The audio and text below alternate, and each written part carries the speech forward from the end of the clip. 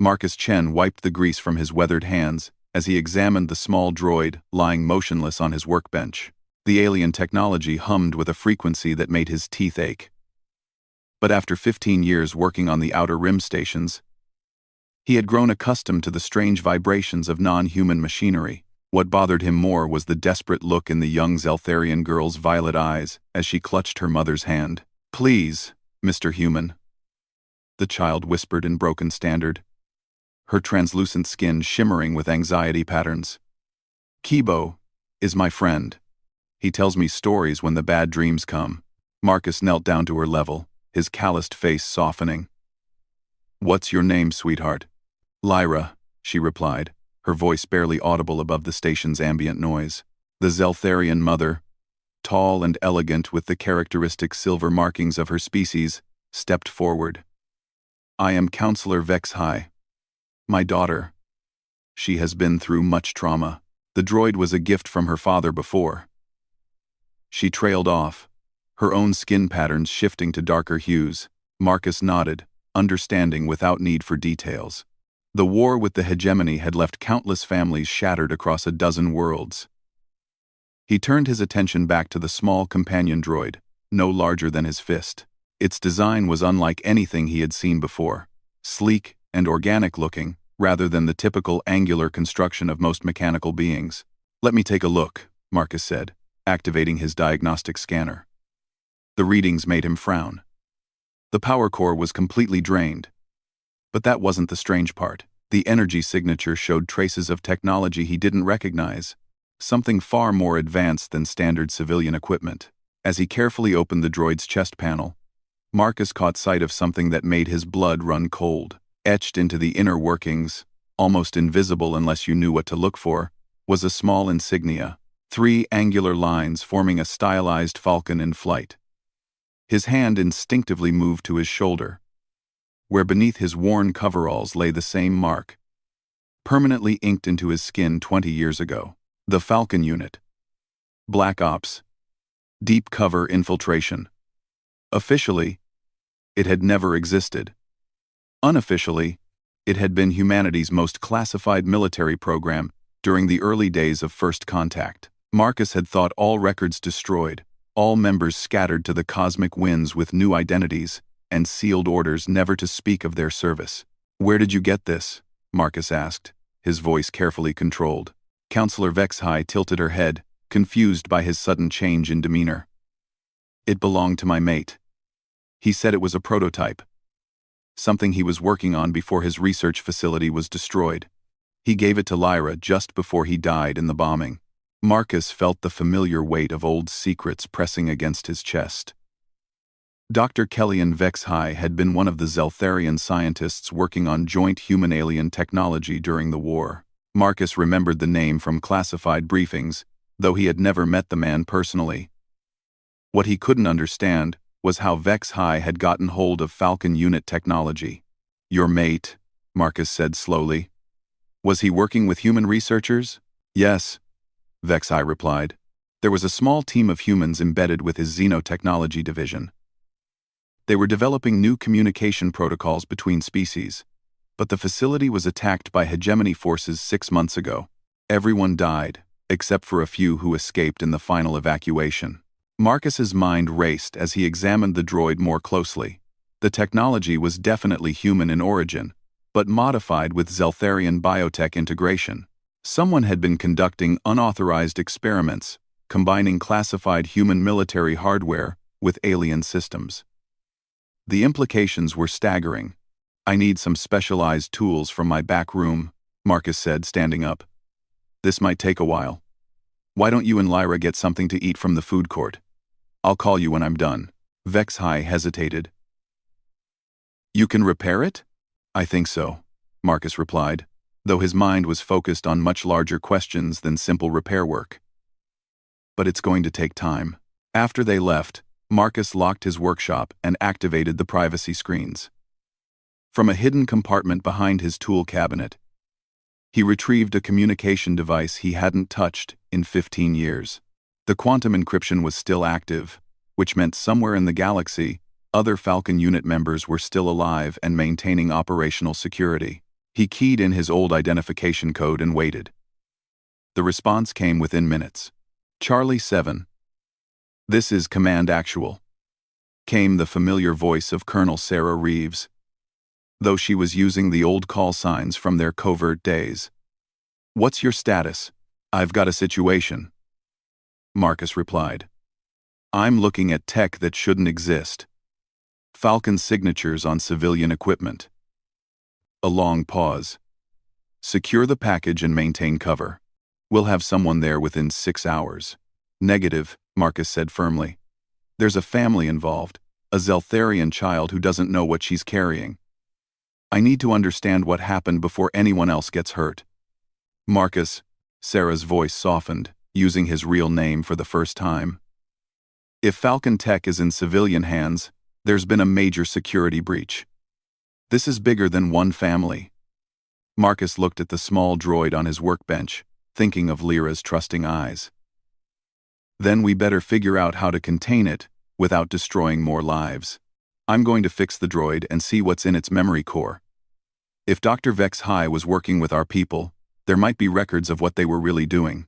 As he began the delicate process of repairing the droid's power systems, Marcus couldn't shake the feeling that he was about to uncover something that would change everything he thought he knew about the war, the peace that followed, and humanity's place in the galaxy. The small workshop fell silent, except for the steady hum of his tools and the distant sounds of the space station's daily life. Outside his windows, cargo ships from a dozen different worlds docked and departed, carrying trade goods and passengers across the known galaxy. It was a peaceful scene. But Marcus knew that peace often came at a price that remained hidden from those who benefited from it. When the droid's optical sensors suddenly flickered to life, Marcus nearly dropped his plasma welder. The little machine sat up, looked around with surprisingly expressive movements, and then focused its attention on him. You are not Lyra, it said in a voice that carried distinct human inflections despite the mechanical modulation. But your biometric signature indicates Terran military service. Falcon unit, if my sensors are correct. Marcus set down his tools and stared at the droid. This was not a simple companion toy. This was a sophisticated AI with military-grade recognition software. What are you? He asked. The droid tilted its head in an almost human gesture.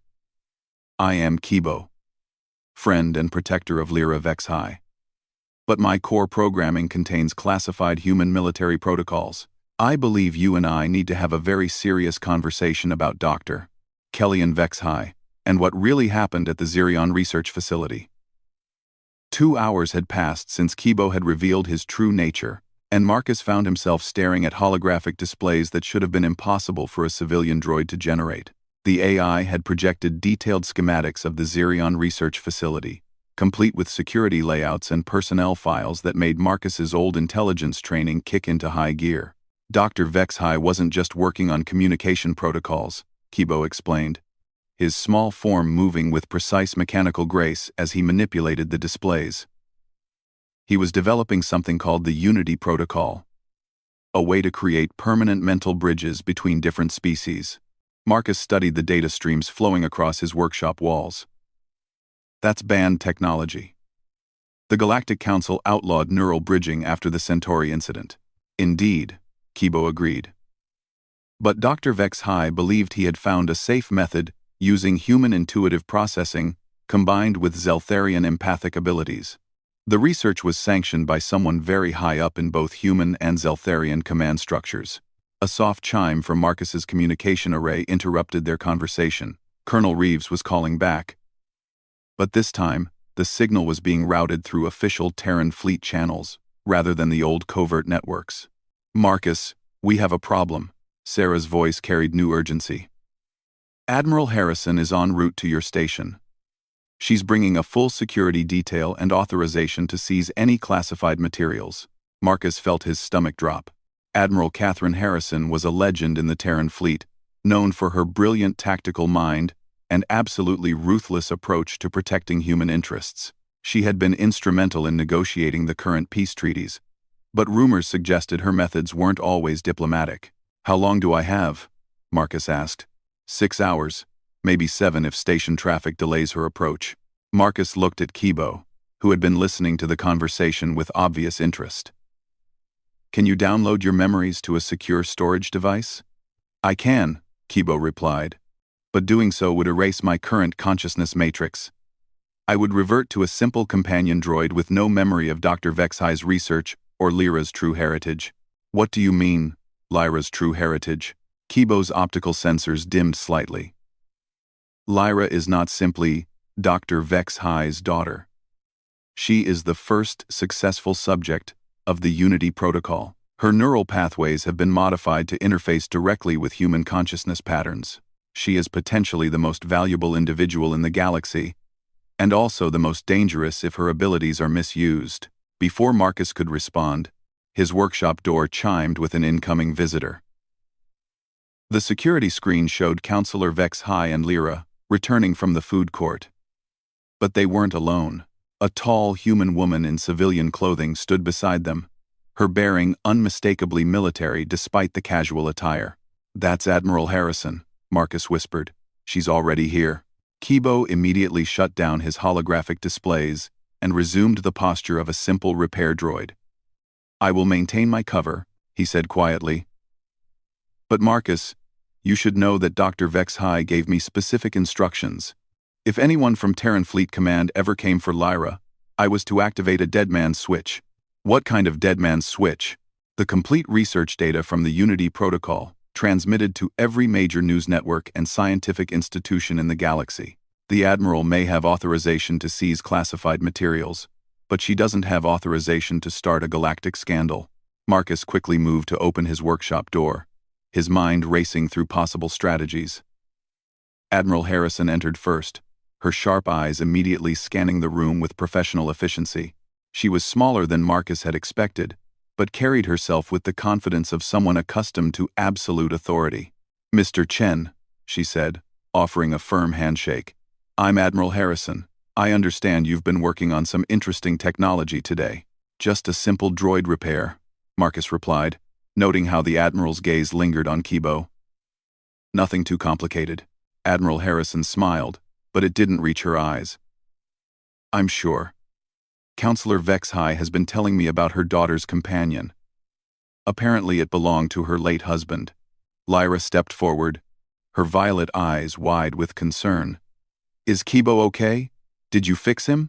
Marcus knelt down to her level, acutely aware of the Admiral watching his every move. "He's working fine now. Would you like to see?" As if on cue, Kibo activated and looked up at Lyra with apparent delight. "Hello? Lyra. I had the strangest dreams while I was sleeping. I dreamed about your father and all the wonderful things he created." The Admiral's expression changed subtly, and Marcus caught the brief flash of recognition in her eyes. She knew exactly what she was looking at. "That's a very sophisticated droid," Admiral Harrison observed. "The vocal patterns are remarkably human-like. Where did Dr. Vexhi acquire such advanced technology?" Counselor Vexhi shifted uncomfortably. "My mate never discussed the technical details with me. He said only that it was a prototype from his research team." "I see." Admiral Harrison moved closer to examine Kibo, who played his role perfectly as a simple companion toy. "Mr. Chen, as a military veteran, you would recognize classified technology if you saw it, wouldn't you?" Marcus felt the trap closing around him. "I suppose I might. Are you suggesting there's something unusual about this droid?" "I'm not suggesting anything," the Admiral replied smoothly. "I'm stating that this device contains classified Terran fleet technology that was reported stolen 6 months ago. I have authorization to confiscate it immediately." Lyra's skin pattern suddenly shifted to deep purple, a sign of extreme distress among Zeltharians. "You can't take Kibo. He's my friend." "I understand this is difficult," Admiral Harrison said, though her tone remained businesslike. "But this device represents a serious security breach. I can arrange for a replacement companion droid from our civilian suppliers." "No," Lyra said firmly, stepping between the Admiral and Kibo. "You don't understand. Kibo isn't just a toy. He remembers my father. He has all the stories." Marcus saw the Admiral's eyes narrow slightly, confirming his suspicion that she knew far more about the situation than she was admitting. "Admiral, Perhaps we could discuss this privately? There's nothing to discuss, Harrison replied. This is a matter of galactic security. It was then that Marcus made a decision that would change everything. He rolled up his sleeve, revealing the faded but unmistakable tattoo of the Falcon unit insignia on his shoulder. Actually, Admiral, I think there's quite a lot to discuss, especially about unauthorized operations and dead scientists who aren't quite as dead as their files suggest. Admiral Harrison's composure cracked slightly, just enough to confirm Marcus's growing suspicion. I don't know what you're implying, Mr. Chen. I'm implying that Dr. Kellyan Vex High didn't die in any bombing, Marcus said, watching the Admiral's reaction carefully. I'm implying that he's in protective custody somewhere, and this whole scenario is a test to see if his research can be contained. The question is whether you're here to protect Lyra or to use her. Kibo suddenly stood up straighter, his optical sensors focusing on Admiral Harrison with new intensity. Biometric analysis complete, he announced in a voice that carried unmistakable military authority. Identity confirmed. Admiral Catherine Harrison. Authorization code Theta 77 Alpha. Dr. Vex's High's final protocols are now active. The Admiral's hand moved instinctively toward her concealed weapon, but stopped when she realized that everyone in the room was now staring at her. The situation had shifted dramatically, and Marcus could see her calculating new strategies. Very well, Admiral Harrison said after a long moment. It seems we need to have a different conversation entirely.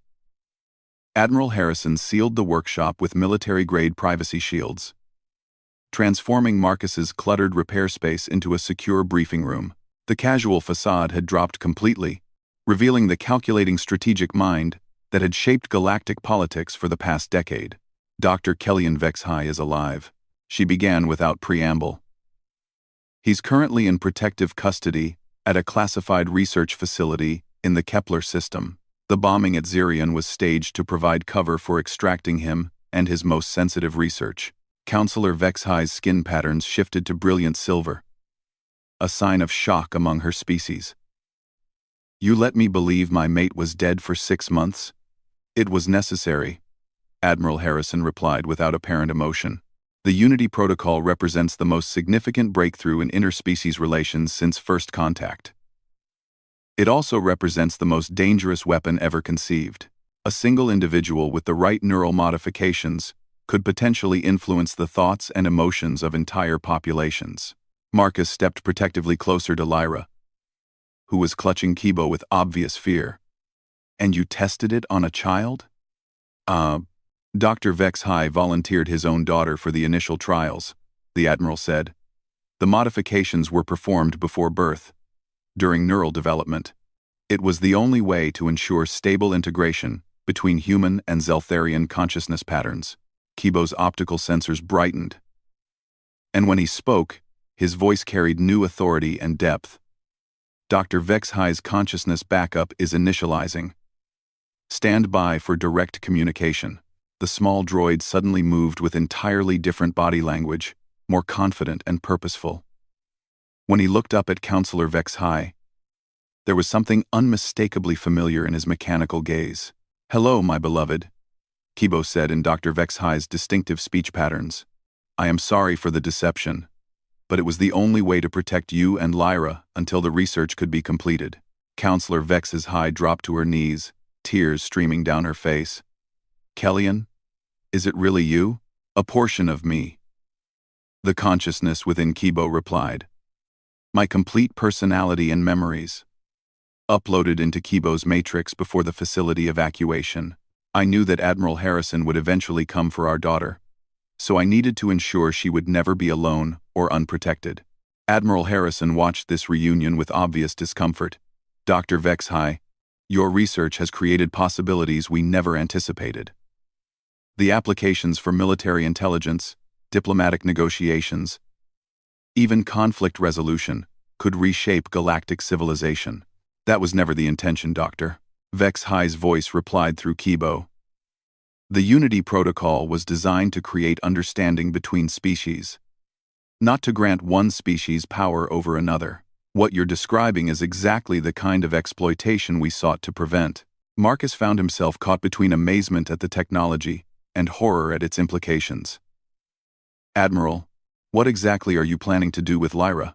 "The Terran Council wants to study her abilities," Harrison admitted. "To understand how the Unity Protocol works and whether it can be safely replicated. Lyra could be the key to permanent peace between all known species." Or she could become a weapon," Marcus countered. "A way for humanity to dominate every other race in the galaxy." Lyra, who had been listening to this conversation with growing understanding, suddenly stepped forward. Her young voice carried surprising strength as she spoke. "I won't let anyone use me to hurt people. Daddy taught me that my gift is supposed to help, not control." To demonstrate her point, Lyra placed her small hand on Admiral Harrison's arm. The Admiral's eyes widened in shock as she suddenly experienced a flood of emotions and memories that weren't her own. She saw the war from a Zeltharian perspective, felt the fear and hope that had driven Dr. Vexhi's research, and understood the genuine love that had motivated every decision. "Remarkable," Harrison whispered, staggering slightly as Lyra released the connection. "I felt everything you've experienced. The pain, the hope, the desperate desire to protect your family. That's what the Unity Protocol really does," Dr. Vexhi explained through Kibo. "It doesn't grant control over others. It creates genuine empathy. When you truly understand another being's perspective, manipulation becomes impossible. You can't hurt someone when you feel their pain as your own." Marcus watched Admiral Harrison struggle with this revelation. Her entire worldview was being challenged by a child's simple demonstration of compassion. "The Terran Council won't accept this," Harrison said slowly. "They want a weapon, not a lesson in empathy." "Then they don't understand what humanity needs most, Dr. Vexhi replied. "We've spent centuries conquering, expanding, taking what we want through superior technology and tactics. But true strength comes from understanding, not domination." Admiral Harrison was quiet for a long moment, clearly wrestling with conflicting loyalties. Finally, she activated her communication device and sent a brief message. "Package secured. Returning to base for full evaluation." She turned to the group with an expression Marcus couldn't quite read. "I'm filing a report stating that the droid contained outdated technology of no strategic value. The family will be relocated to a neutral world under new identities. As far as official records are concerned, this incident never happened." "You're letting us go?" Counselor Vexhi asked in amazement. "I'm making a strategic decision based on new intelligence," Harrison replied. "Sometimes the most dangerous thing you can do is nothing at all. If the Unity Protocol spreads naturally, through understanding rather than force, it might actually accomplish what Dr. Vexhi intended." Marcus felt a weight lifting from his shoulders. "And the Falcon unit connection? Will remain classified," the Admiral said. "But Mr. Chen, your government would be interested in recruiting someone with your particular skills for a new kind of diplomatic mission. Humanity is going to need guides who understand both technology and compassion."